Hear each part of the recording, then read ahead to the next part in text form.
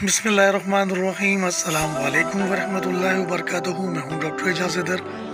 उम्मीद करता हूँ कि आप सब लोग खैरियत से होंगे। अल्हम्दुलिल्लाह मैं भी खैरियत से हूँ। जो बीमार अल्लाह पाक उनको सेहत दे, जो परेशान हाल है अल्लाह उनकी परेशानी को दूर करे, आमीन।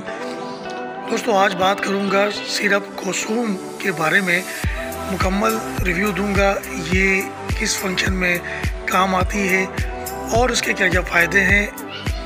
आज इसके बारे में आप लोगों को मुकम्मल रिव्यू दूंगा। सिरप कोसूम लंग्स प्रॉब्लम से रिलेटेड प्रॉब्लम है। सांस की नालियों में कोई मसला है या गले में बहुत ज़्यादा प्रॉब्लम हो रही है, इन तमाम कंडीशन में इस्तेमाल किया जाता है। इसको दमा के मरीज़ में बहुत ज़्यादा इस्तेमाल करवाया जाता है, क्योंकि ये सांस की नालियों को डायलेट कर देता है और सांस लेने में आसानी पैदा करता है।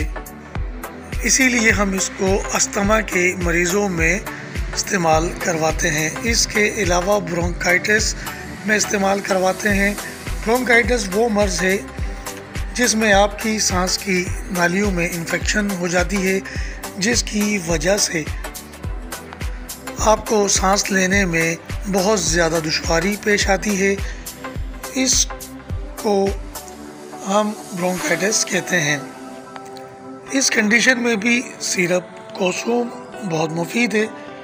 और अगर आपको बहुत ज़्यादा कफिंग हो रही है और आपने बहुत ज़्यादा कफ सिरप का इस्तेमाल कर चुके हैं, लेकिन आपको कोई आराम नहीं मिल रहा, तो ऐसी सूरत में आप सिरप कोसूम का इस्तेमाल कर सकते हैं। सांस की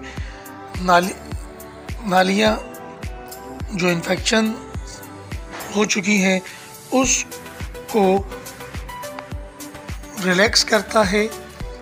इसी तरह सांस लेने में आसानी पैदा करता है।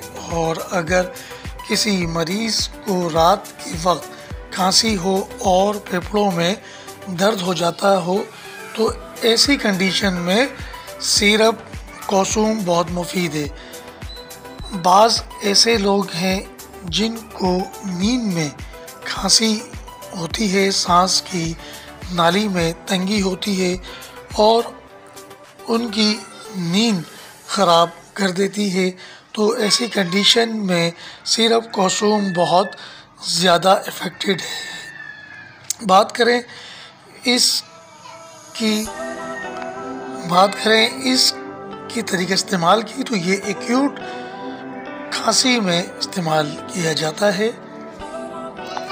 बात करें इसकी कॉमन साइड इफ़ेक्ट की, तो इसके कोई साइड इफ़ेक्ट नहीं है। हाँ, ये है कि आप लोगों को इससे नींद ज़्यादा आ सकती है ज़्यादा डोजेस लेने से, और बाकी इसके सिवा इसके किसी किस्म की कोई साइड इफ़ेक्ट नहीं है।